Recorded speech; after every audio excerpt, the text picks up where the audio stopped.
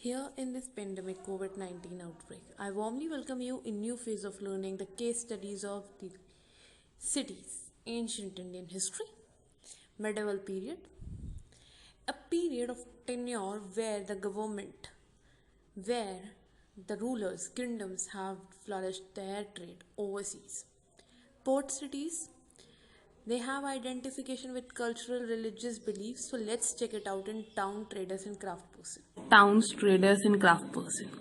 Earlier we have looked what the cities start developing with temple towns to pilgrimage centers, commercial activity to administrative centers. Everything was discussed. But there are few things which have came in acknowledgement and that will be discussed today is the port cities. India have delivered the world with the products and services since ages, especially agriculture, spices, and technically called textile business. We are enriched in architectural splendor of this history too. The first city of port we will going to assess and learn is Hampi. It's located in Krishna Tungabhadra Basin, founded in 1336 under the capitalship or administrative center of Vijayanagar. Magnificent ruin reveals that the infrastructure and architecture was well fortified. Architecture of Hampi was distinctive and they have splendid arches and domes and pillared hall. Everything was commercialized and culturally done. Muslim merchants, agents of European traders such as Portuguese have been there for Hampi. Mahanavami, today known as Navratri in South and celebrated as most important festival, was firstly recognized in Hampi. Hampi came to an ruin when the defeat of Vijayanagar in 1565 was by the Deccan Sultan. India have a marvelous history and this is the pictures and images of location of Hampi and its magnificent ruins. So have a look what great heritage India has in its past. Ancient picture of Hampi and its magnificent ruin. What the architecture delivers is the brilliant art and craft work that deliver that we are the supplier of the construction.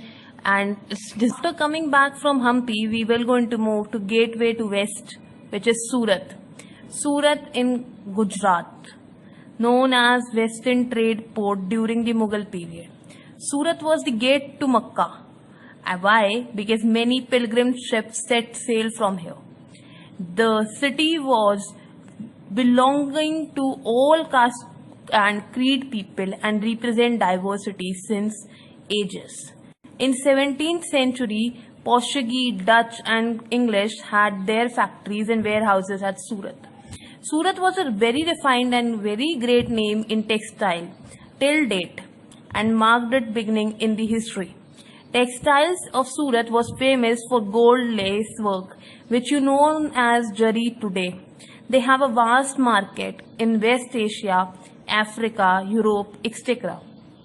Number of rest houses to take care the rest of the people's need which are coming from the world to the city. सूरत एक ऐसी जगह जो भारत के विविधता राज्य की हर प्रत्येक प्रतिनिधित्व करते हुए दिखाया करती थी. सूरत एक ऐसी जगह जहां से भारत के कपड़े के व्यापार को सबसे बड़ा प्रोत्साहन मिलता था. Surat industry which marks its name in West Asia, Africa, Europe and deliver the world with the vast potential of product. I am taking you to the past memories of Surat. So we should have a look how the port city looks in the past. What it delivers the world with the ship and connectivity of India and West. So gate is here. But the story of Surat was not very great in the century of 17th. History marked it with a decline. There were many factors which leads to the market decline of Surat. The first one, the loss of market and productivity as the decline in Mughal Empire, which given its the strength, have taken its strength back after their own decline. The control of sea route by the Portuguese and the competition from Bombay, which is known as present-day Mumbai in Maharashtra, where East India Company have shifted their headquarters in 1668. Surat today is a bustling commercial center but lost its identity for few phases, and history marked it due to Mughal Empire decline and shift of capital. Now coming to another brilliant port city, Machilipatnam, a fish port town located in the state of Andhra Pradesh and on the delta of the Krishna River, marked the brilliant international trade prospects as Dutch and East India companies want to control Masulipatam. The Dutch have built the fort of Masulipatam, but the story has an extension. The Qutub Shahi ruler of Golconda decided to prevent the attempt of the various East India companies. This resulted in competition among the trading groups, and when the competition rises, the populace and prosperity of the port town also rised. But ultimately, it went to in the hands of Aurangzeb in 1687. Ultimately leads to the cause of European market to look after the alternative, and the port cities, they have given birth to Madras and Bombay rise. And this is the picture of Masulipatam. So have a look what the forefathers used to do. Talking about a port city, so we should know the location of it. So have a look on the location of it. It is in Andhra Pradesh and located on the just a coastal line of India.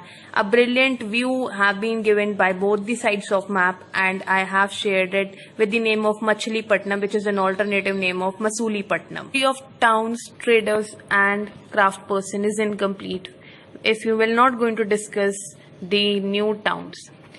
The port cities were the example of the commercial and cultural heritage of India, but the extension of alternative looking opportunities for East India Company given birth to rise of Madras and Bombay as well. In English East India Company recognized as commercial and political power.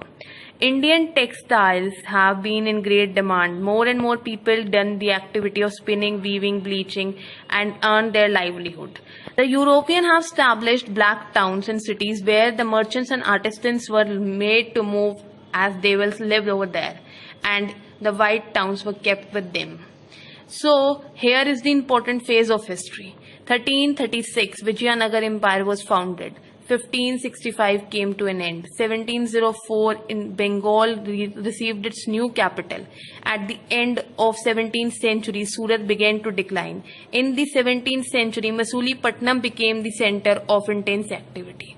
Many activities took place, and this is the just one example. Trade marks a brilliant opportunity of recognition across the globe since ages. We have pride history of delivering textiles to agricultural products. We have a great association to every country in the history. We have vast diversity to be represented in the form of the products and services. So we will going to vocal for the local with the forefathers legacy which have been laid the foundation, and we will going to construct a good building on it. So we have learned what we have inherited from our forefathers. So thank you for visiting.